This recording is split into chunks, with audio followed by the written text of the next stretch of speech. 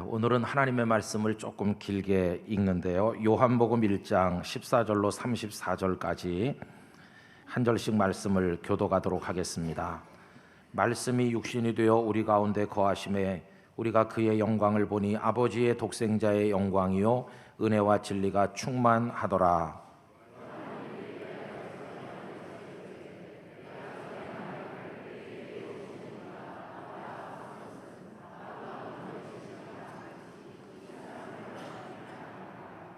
우리가 다 그의 충만한 데서 받으니 은혜 위에 은혜로라.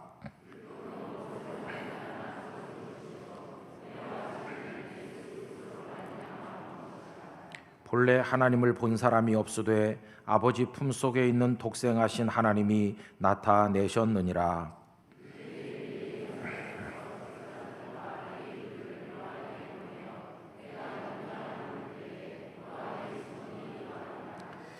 요한이 드러내어 말하고 숨기지 아니하니 드러내어 하는 말이 나는 그리스도가 아니라 한데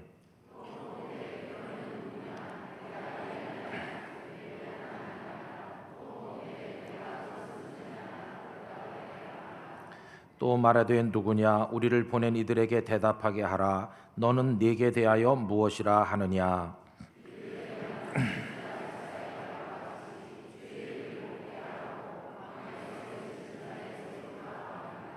그들은 바리새인들이 보낸 자라.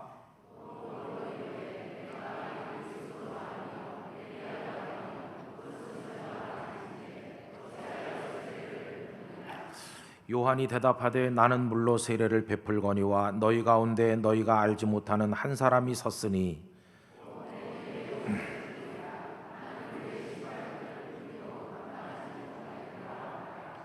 이 일은 요한이 세례 베풀던 곳 요단강 건너편 베다니에서 일어난 일이니라.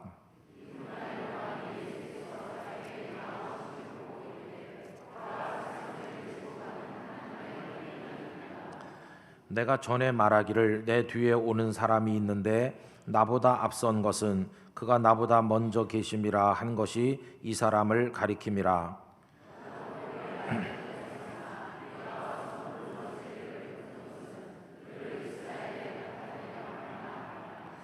요한이 또 증언하여 이르되 내가 보매 성령이 비둘기같이 하늘로부터 내려와서 그의 위에 머물렀더라.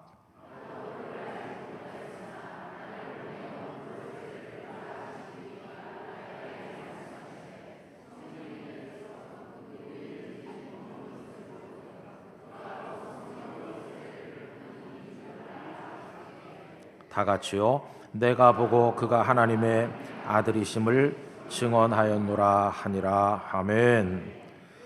이 말씀이 우리 모두에게 은혜가 되기를 기원합니다. 유다가 로마 제국의 식민지가 되어서 고통받던 지금으로부터 2000년 전 어느 날 예루살렘의 최고 지도자들이 다 한자리에 모였습니다. 백성의 장로들 그리고 유명한 랍비와 서기관들 그리고 제사장들이 다 같이 모인 것입니다. 그 자리에서 한 가지 사실을 결정하게 되었는데 몇몇 사람을 뽑아서 유대 광야 요단강가로 보내기로 했던 것입니다. 그러면 이 선발된 몇 사람의 레위 사람들과 제사장들이 유대 광야로 보내진 이유는 뭘까요? 그들에게 맡겨진 사명은 어떤 한 사람을 만나 그가 어떤 사람인지 그 정체성을 확인하는 사명이었습니다. 이들이 가서 만날 사람의 이름은 요한이었습니다. 그 당시 요한보다 더 위대한 사람은 없었다고 해도 과언이 아닙니다. 그는 혜성같이 등장해서 무수한 사람들의 이목을 집중시키고 있는 중이었습니다. 그는 여러 가지 면에서 특별했습니다. 우선 먹는 음식은 메뚜기와 석청이었고 입는 의복은 약대 털옷이었습니다.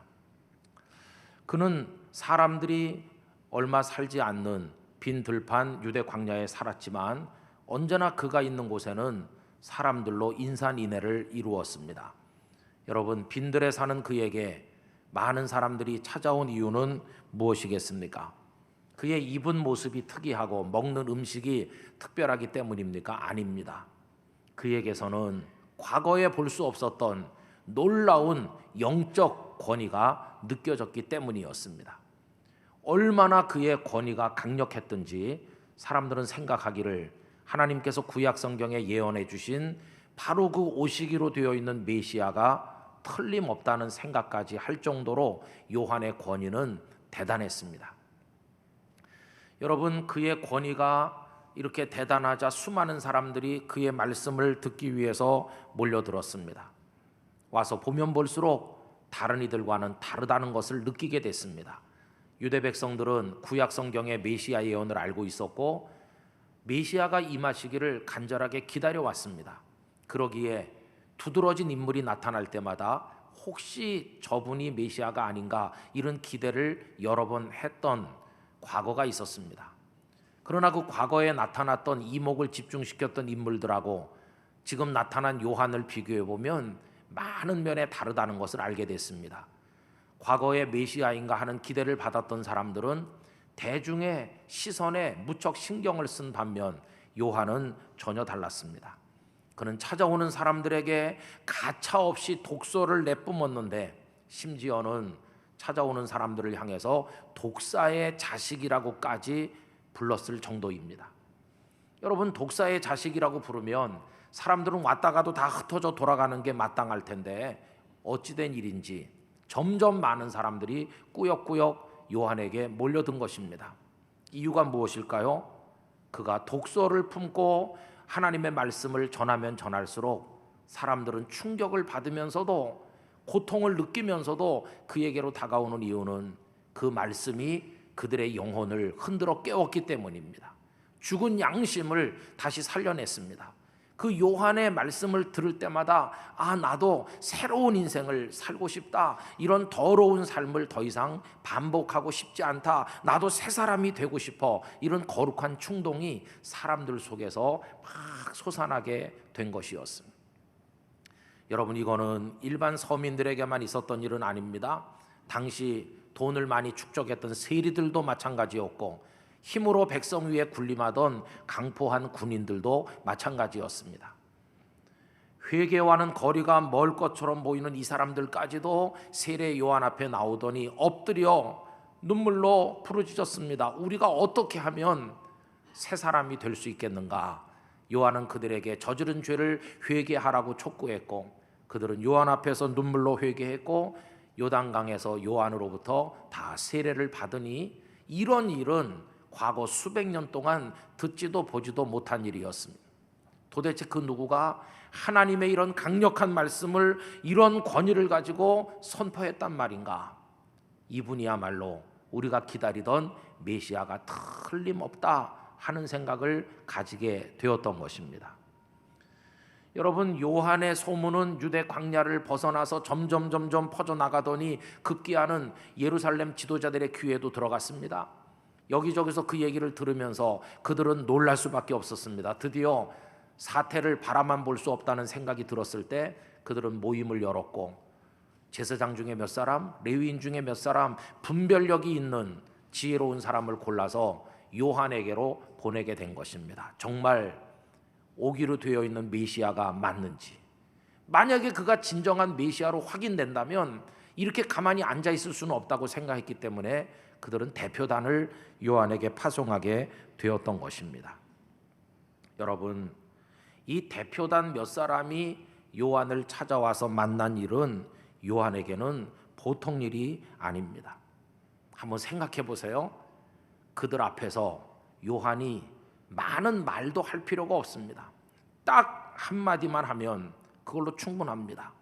어떤 말 한마디면 충분할까요? 내가 바로 그다, 이 한마디면 충분했습니다. 당신들이 구약 성경에서 읽으면서 그렇게 오랜 세월 기다렸던 메시아, 내가 바로 그요, 이 한마디만 하면 그 사회는 뒤집어질 것입니다. 하루아침에 그는 영웅이 될 것이고 모든 유대 사람들이 그를 중심으로 몰려들 것이고 로마 제국이 감당하기 어려운 엄청난 일이 벌어질 게 불보듯 뻔한 그런 상황이었습니다. 물론 한편으로는 유대 지도자들도 석연치 않은 의심을 가지기는 했을 것입니다. 왜냐하면 그래도 메시아라면 대단한 위세와 더불어 많은 추종자들과 더불어 임해야 되는데 이분 행색이 너무 초라하다 보니까 고개를 갸우뚱하는 사람도 있기는 있었을 것입니다. 또 그런가 하면 어떤 사람은 이상하다. 분명히 구약 성경에서 메시아는 다윗의 후손으로 유다 지파 소속으로 온다고 그랬는데 이 요한은 우리가 아는 대로 제사장 사가랴의 아들이 아니냐, 사가랴는 제사장이니 레위 지파가 아니냐, 성경의 기록과 그의 혈통이 일치되지 않는다고 생각하는 사람도 있었을 것입니다. 그러나 여러분, 몇 가지 석연치 않은 점이 있긴 했지만 그가 가진 그 능력을 볼 때 의심은 다 사라졌고, 그리고 그에게 전해 내려오는 전설 같은 이야기가 있지 않습니까? 제사장 사가랴와 그의 아내 엘리사벳이 나이 많아 늙을 때까지 자녀를 낳지 못했는데 어느 날 당번이 된 사가랴가 성전에 들어가서 제사할 때 하나님의 천사가 나타났고 너의 아내 엘리사벳이 수태하여 아들을 낳을 거라고 계시를 했고, 그 계시대로 정해진 때 요한이 태어났으니 과거에 어느 누구가 이런 기적같이 하나님의 계시에 의해 탄생했단 말인가. 그러니 한두 가지 석연치 않은 점이 있지만 아무리 봐도 이분이 메시아인 게 틀림없어, 이런 생각을 사람들이 했다는 것입니다. 드디어 대표단이 요단강 언덕에 도착을 하고 드디어 요한과 그들이 만났습니다. 많은 사람들이 둘러보고 있는 공개된 자리였습니다. 그 자리에서 사람들은 촉각을 곤두세우고 요한의 입에서 나올 한마디가 무엇인가에 귀를 기울였을 것입니다. 드디어 요한이 한마디 했습니다. 그게 오늘 본문에 나오는 얘기입니다. 그런데 요한의 입에서 나온 그 한마디는 사람들이 기대하고 있던 이야기와는 정반대였습니다. 그 한마디가 뭔가, 나는 아닙니다. 그게 한마디였습니다. 여러분, 본문 20절 말씀을 다 같이 읽어보실까요?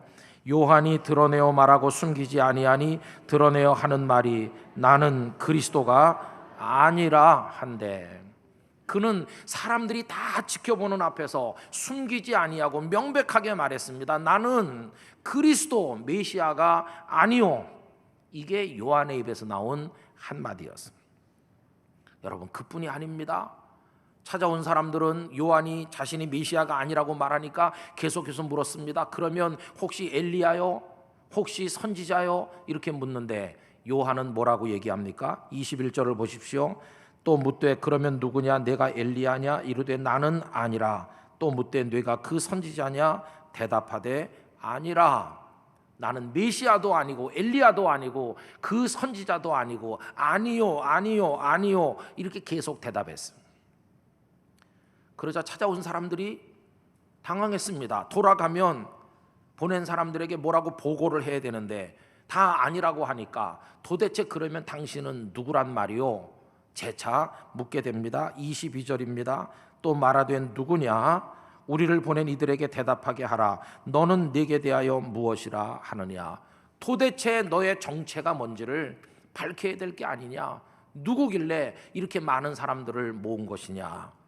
여러분, 그때 요한이 자기가 누구인가를 정확하게 이야기를 합니다. 구약 성경 이사야서 40장 3절에 예언된 말씀 그대로 대답합니다. 오늘 본문 23절 다 같이 읽어보실까요? 이르되 나는 선지자 이사야의 말과 같이 주의 길을 곧게 하라고 광야에서 외치는 자의 소리로라 하니라. 아멘. 나는 당신들이 주님이라고 부를 그런 존재가 아닙니다. 나는 오히려 그 주님의 길을 예비하러 온 외치는 자의 소리에 불과할 따름입니다. 여러분, 이사야 40장 3절에 이런 예언이 있어요. 외치는 자의 소리여 이르되 너희는 광야에서 여호와의 길을 예비하라. 사막에서 우리 하나님의 대로를 평탄하게 하라. 이 예언이 요한을 통해 이루어졌음을 그는 공개적으로 천명하게 되었던 것입니다. 그러자 그 사람들이 이제는 힐문하듯 따지듯 물었습니다. 그러면 메시아도 아니고 엘리야도 아니고 선지자도 아닌데 왜 사람들을 끌어모아 세례를 베풀며 이렇게 소란스럽게 구느냐는 듯이 질문을 하죠. 25절 또 물어 이르되 내가 만일 그리스도도 아니요 엘리야도 아니요 그 선지자도 아닐진데 어찌하여 세례를 베푸느냐? 왜 소란을 일으키느냐? 하고 물었을 때 요한의 대답이 26절 27절에 나옵니다. 함께 읽어보겠습니다. 요한이 대답하되 나는 물로 세례를 베풀거니와 너희 가운데 너희가 알지 못하는 한 사람이 섰으니 곧 내 뒤에 오시는 그이라. 나는 그의 신발끈을 풀기도 감당하지 못하겠노라 하더라. 할렐루야. 여러분, 이게 무슨 뜻일까요? 풀어서 말하면 이런 얘기죠.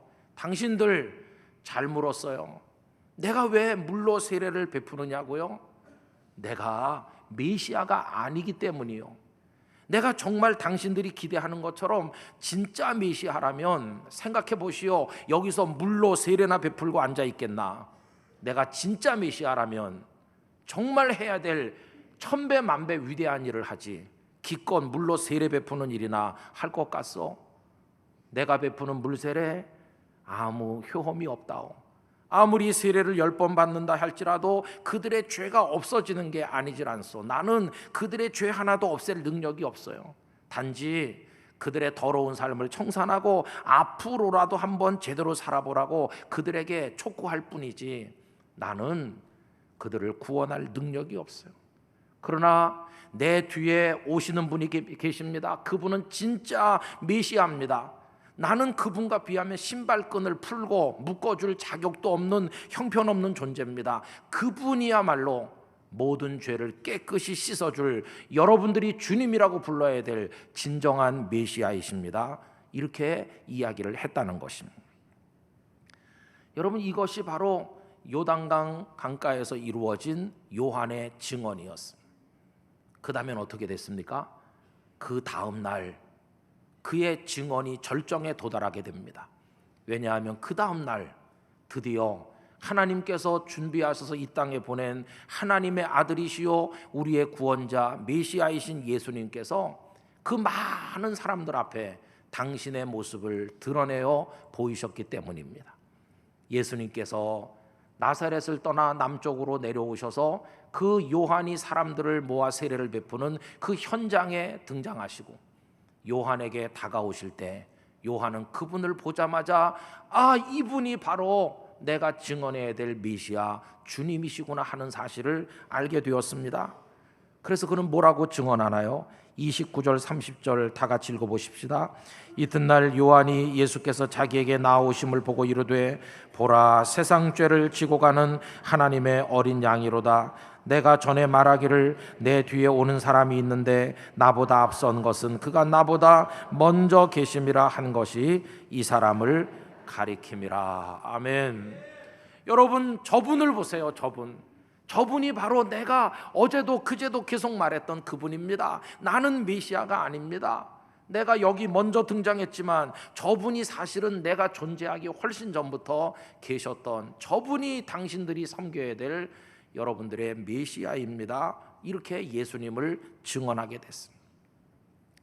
여러분, 요한은 그분이 다가올 때 어떻게 직감적으로 그분이 메시아 예수님인 걸 알아차렸을까요?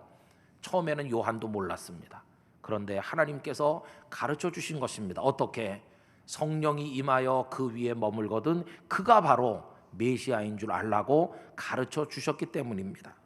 여러분, 31절 34절 제가 읽어볼게요. 나도 그를 알지 못하였으나 내가 와서 물로 세례를 베푸는 것은 그를 메시아를 이스라엘에 나타내려 함이라 하니라. 요한이 또 증언하여 이르되 내가 보매 성령이 비둘기같이 하늘로부터 내려와서 그분 위에 머물렀더라. 나도 처음에는 그분을 알지 못하였으나 나를 보내어 물로 세례를 베풀라 하시니 하나님께서 나에게 말씀하시되 성령이 내려서 누구 위에든지 머무는 것을 보거든 그가 곧 성령으로 세례를 베푸느니 메시아인 줄 알라 하셨기에 내가 보고 그가 하나님의 아들이심을 증언하였노라 하니라. 그래서 요한의 증언이 이루어진 것입니다. 여러분이 요단강가에서 있었던 요한의 증언은 대단히 위대하고 어려운 것입니다. 왜 그럴까요? 여러분, 사람은 누구에게나 자기가 메시아가 돼보고 싶은 욕심이 있지 않습니까? 대선을 앞둔 지금 우리나라에는 자천타천의 메시아들이 많이 등장하고 있는 거 아닙니까? 요한이라고 왜 욕심이 없었겠어요? 이미 사람들은 자신을 메시아라고 추정하고 있는 터에 한마디만 말하면 그러면서 설교를 좀 잘하고 가르침을 잘 베풀고 사람들을 영적으로 굴복시키면 메시아 한번 도전해 볼 만한 게 아닙니까? 내가 한번 메시아가 돼 볼까? 그런 욕심이 요한에게 왜 없었겠어요? 그러나 그는 분명하게 말했습니다. 나는 아닙니다. 나는 아닙니다. 그리고 바로 저분이 진정한 메시아입니다. 이렇게 증언을 했다고 하는 것입니다. 여러분, 그는 어떻게 이런 증언을 하기에 이르렀을까요? 그가 깨달은 게 있었습니다. 아무리 사람들이 자신에게 몰려오고 박수를 보내도 자신과 예수님 사이에는 뛰어넘을 수 없는 차이가 있다는 걸 그가 알았기 때문입니다. 첫째, 존재부터가 다르다는 겁니다. 자신은 만들어진 피조물이지만 그분은 하나님의 아들 창조주이십니다. 자신 역시 죄를 용서받아야 될 인간 군상 중에 한 사람에 불과하지만 그분은 모든 죄를 깨끗이 씻어 용서하실 구원자라는 것을 그가 알았기 때문입니다. 두 번째, 사역 자체가 달랐습니다. 자신은 물로 세례를 주며 다시는 더럽게 살지 마시오 이렇게 회개를 촉구하는 데서 그치지만 그분은 그들의 죄를 다 없앨 뿐만 아니라 성령으로 세례를 주어 사람을 근본적으로 새롭게 만드시는 능력의 주님이라는 걸 요한이 알았기 때문입니다. 결론적으로 말하면 나 요한은 100번 죽어 1000번 죽고 다시 깨난다 할지라도 사람들에게 절대로 줄 수 없는 게 있는데 저분 속에는 그게 가득하다는 것을 그가 안 것입니다. 여러분, 요한은 절대 줄 수 없는데 예수님 메시아께서 주실 수 있는 게 뭘까요? 그게 바로 다름 아닌 은혜인 것입니다. 은혜를 나는 줄 수 없고 저분만이 은혜를 주실 수 있다는 걸 알았기에 그는 나는 아닙니다. 저분이 바로 여러분들의 구원자 메시아입니다라고 증언했던 것입니다. 여러분 보세요. 요한의 이 증언이 있었는데 그게 오늘 본문에 기록되어 있죠. 이 이야기를 요한복음에 적어서 우리에게 알려준 분이 누구이십니까? 또 한 사람의 요한이죠. 지금까지 말했던 요한은 세례를 베풀었기에 우린 그분을 세례 요한이라고 부르는데 이 이야기를 적어서 요한복음을 성령 안에서 우리에게 전해준 또 다른 요한, 그를 우리는 예수님의 제자 요한 혹은 사도 요한이라고 부르고 있습니다. 그런데 사도 요한도 세례 요한이 알고 있는 걸 똑같이 알았습니다. 그 누구도 메시아가 아니요 예수님만이 메시아요 예수님만이 은혜를 주시는 분이라는 걸 사도 요한도 알고 있었다는 것입니다. 오늘 본문은 세례 요한이 증언한 그 내용이 100% 정확하다는 걸 또 다른 요한인 사도 요한이 성령 안에서 기록해서 우리에게 전달해 준 말씀을 우리가 읽은 것입니다. 여러분, 사도 요한의 증언을 보실까요? 14절 큰 소리로 다 같이 읽겠습니다. 말씀이 육신이 되어 우리 가운데 거하심에 우리가 그의 영광을 보니 아버지의 독생자의 영광이요 은혜와 진리가 충만하더라. 할렐루야. 말씀은 하나님의 아들 예수님을 가리킵니다. 그 말씀이 육신 사람의 몸을 입고 우리 가운데 거하시니 우리가 그분을 보았다고 말합니다. 우리가 누굽니까? 요한을 비롯해서 예수님의 다른 제자들을 말합니다. 우리가 지나간 수년 동안 그분의 제자가 돼서 그분과 함께 먹고 마시고 자면서 그분이 어떤 분인가를 똑똑히 보았습니다. 그분은 영광스러운 분이었습니다. 그런데 그분의 영광은 세상의 왕이나 부자나 유명한 학자들이 가진 인간 세상의 영광이 아닌 세상을 뛰어넘는 하나님의 아드님의 영광이 그분에게 있었습니다. 여러분이 요한과 베드로 그리고 야고보가 산에 높이 올라갔을 때 예수님께서 그 형체가 확 변해서 상상도 못할 영광의 모습으로 바뀐 것을 이들이 똑똑히 보지 않았습니까? 그들이 바라본 영광은 땅의 영광이 아닌 하늘의 영광이고 하나님의 영광이었음을 그들이 알지 않습니까? 뿐만 아니라 은혜와 진리가 그분 안에 충만하다. 우리가 다녀서 많은 말씀을 배웠는데 그분은 진리 비슷한 걸 가르치는 사이비가 아니라 진리 그 자체요. 진리의 말씀이 그분으로부터 쏟아져 내려 우리를 구원에 인도하니 은혜와 진리가 그분 안에 충만하다고 증언하게 되었던 것입니다. 그러면서 이 사도 요한은 세례 요한이 증언했던 그것이 100% 정확한 증언이라는 걸 15절에서 확인하고 있습니다. 요한이 그에 대하여 증언하여 외쳐 이르되, 이 요한은 세례 요한이죠. 뭐라고 말했습니까? 내가 전에 말하기를 내 뒤에 오시는 이가 나보다 앞선 것은 나보다 먼저 계심이라. 이렇게 증언한 것이 바로 이 사람 예수님을 가리킴이라 하니라.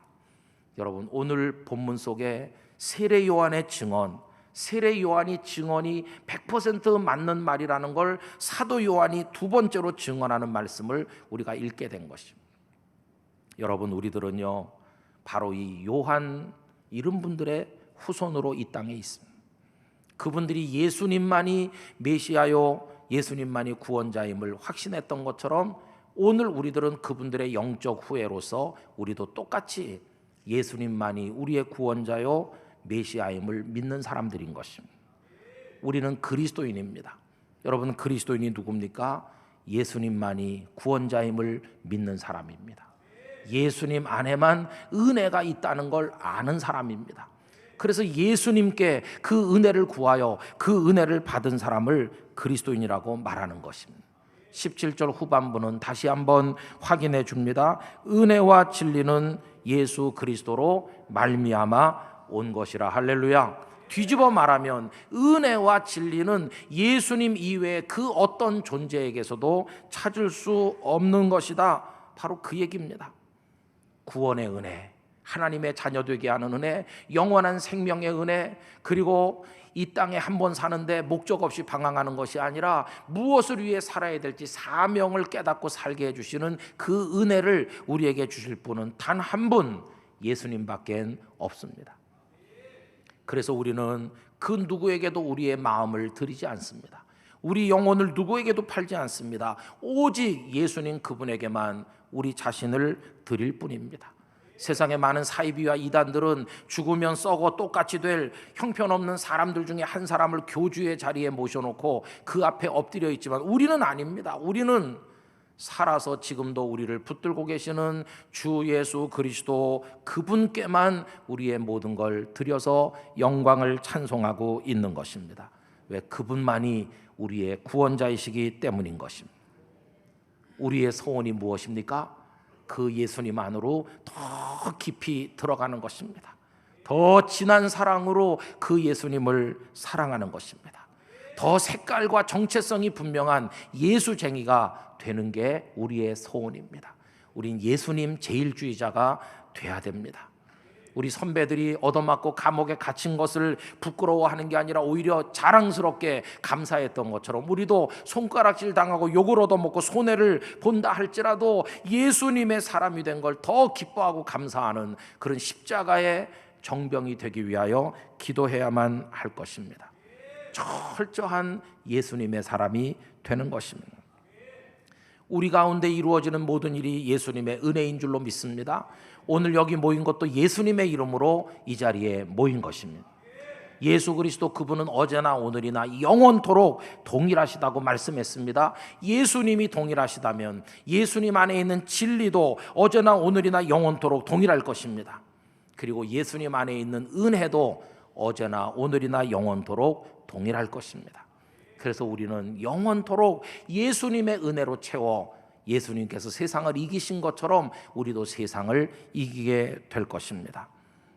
여러분, 은혜 이야기 10번째 시간에 우리 마음에 담아가지고 가야 될 주제는 이것입니다. 예수님, 그 예수님만이 나의 구원자요, 그 예수님 안에만 은혜가 충만하고 그 예수님만이 나의 모든 것이시다. 이게 우리의 마음에 담아가야 될 주제인 것입니다. 성도 여러분, 믿음의 주요 온전케 하시는 이이신 예수님을 바라보시기를 바랍니다. 우리 믿는 도리의 사도가 되시고 대지상이 되시는 예수님을 깊이 생각하는 사순절을 보내게 되시기를 바랍니다. 예수는 나의 힘이요, 예수는 나의 생명이요, 예수는 나의 기쁨이요. 우리가 이제 찬송할 텐데 그 주 예수 그리스도가 여러분의 주님이 되시고 그분 안에 충만한 그 은혜가 여러분에게 임하게 되기를 주님의 이름으로 축원합니다. 다 같이 기도하겠습니다. 오 주님, 주님 안에만 은혜가 있고 진리가 있으며 주님만이 우리의 참된 구원자요 메시아이심을 믿습니다. 주님, 우리에게 그 은혜를 주시옵소서. 다 같이 통성으로 기도하겠습니다. 할렐루야. 걸어가시고 사랑이 많으신 아버지 하나님, 주 예수 그리스도만이 참된 생명의 구원자임을 깨닫게 하여 주시옵소서. 스스로 메시아가 되려고 하는 어리석은 욕심에서 떠나게 하여 주시고, 거짓 메시아에 속지 말게 해주시고, 우리 구주 예수님만이 우리의 참된 생명의 메시아이심을 깨닫게 하여 주시옵소서. 예수님의 은혜로 충만한 땅끝 가족들이 다 되게 하여 주시옵소서. 그 은혜로 우리를 채워 주실 줄 믿습니다. 오직 예수님 안에 있는 은혜로 충만하게 하시며, 예수님만이 우리의 참된 구원자임을 믿고 예수님의 사람으로 평생을 살아가게 하여 주시옵소서. 거짓 메시아, 가짜 메시아에 속지 않게 해주시고, 스스로 메시아인 연하는 교만과 어리석음에서 벗어나게 하여 주옵소서. 우리의 유일한 생명의 구주이신 예수님의 이름으로 기도하옵나이다. 아멘.